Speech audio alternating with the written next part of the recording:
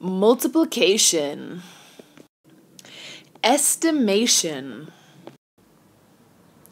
rounding. Today we're going to talk about these three things and how they can work together to help you check and double check your work so that you know when you're right or maybe when you need to redo a problem. So let's look at this problem. We have 487 times 8. Can you do it really fast? Or how about 500 times 8? Which one can you do faster? I know that I can do 500 times 8 faster.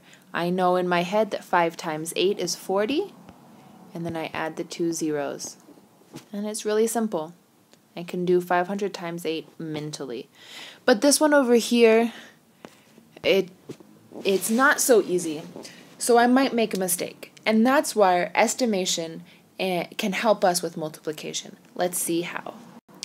So we can use rounding to check the reasonableness of products.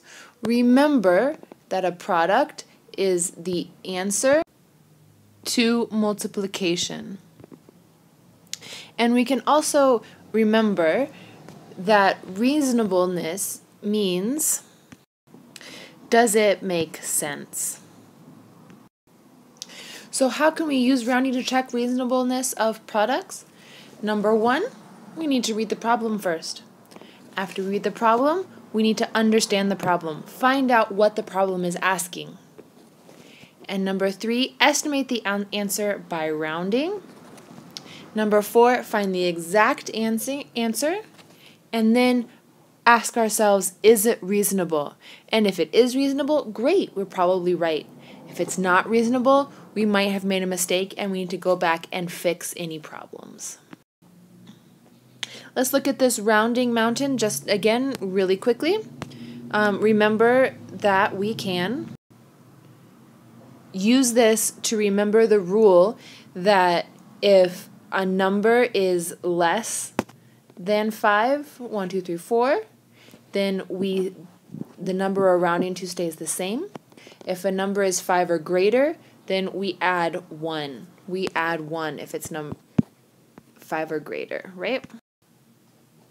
So here's our first problem where we are going to use rounding to check the reasonableness of a product. Here's our problem right here, and we're going to follow the 5 steps to make sure that our answer is correct. So number one, we're going to read the problem. Find 471 times 2.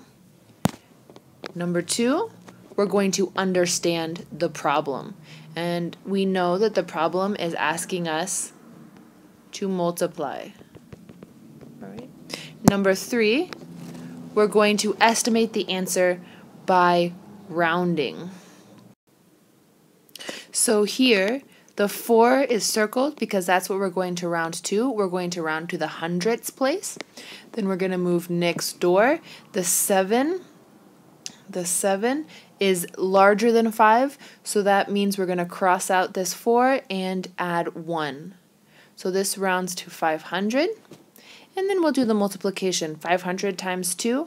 We know we can do this quickly and easily by doing 2 times 5 is 10, and then adding the 2 zeros. 2 times 500 is 1,000. Our estimated answer is 1,000. So now we're going to go to step number 4, which is find the exact answer.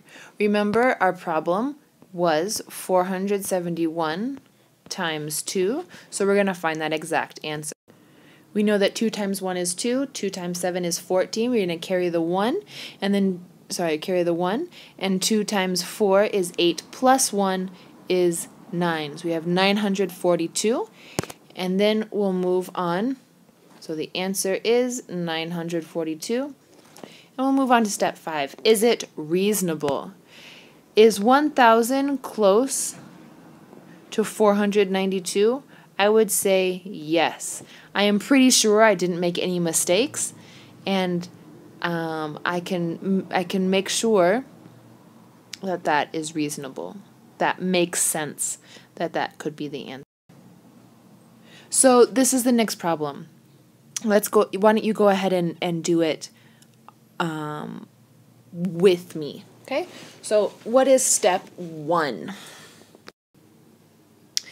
That's right. Step 1 is to read the problem. So let's go ahead and read the problem. Santos bought 2 cartons of single cup coffee pods, each containing 326 coffee pods. Find the total number of coffee pods in the cartons. Step 1 done. We read the problem. What do you think step 2 is? Do you remember? Step 2 is to think about the problem and find out what it's asking. We're understanding the problem. So we know that we're going to multiply, and we know that we're going to multiply these 2 numbers. So what we understand is that it's 326 times 2. That's understanding the problem. We're not going to find the answer yet. Now let's move on to step 3. What do you think step 3 is? Do you remember what step 3 is? That's right. Step 3 is to estimate and round, and then multiply by 2, right? Do the problem. So let's go ahead and move this down here. So when we round 326 to the nearest 100, right? So this is the 3's in the hundreds place. Then we'll move to the right, look at the 2. The 2 is less than 5, so the 3 is going to stay the same. So 326 to the nearest 100 is 300. And that's simple. 300 times 2 is 600. 2 times 3 is 6, plus the 2 zeros. And now we're ready for the 4th step. What is the 4th step? That's right. The 4th step is finding the exact answer. I don't like doing multiplication like that, so I'm going to write it over here. And 2 times 6 is 12, and 2 times 2 is 4, plus 1 is 5, and 2 times 3 is 6. So 326 times 2 is 652. The total number of coffee pots is 652, right? So now we move on to number 5. Step 5.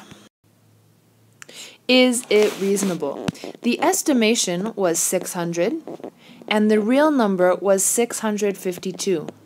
I think they're pretty close, so I would say yes, it is reasonable. So let's just remember those steps one more time, okay? When we want to use rounding to check the reasonableness of products, first we're going to read the problem. Then we're going to understand the problem. Then we're going to estimate the answer by rounding. We're going to find the exact answer next. And finally, we'll answer the question, is it reasonable? And if it's not reasonable, we'll make any changes. If it is reasonable, great. We can continue with our lives.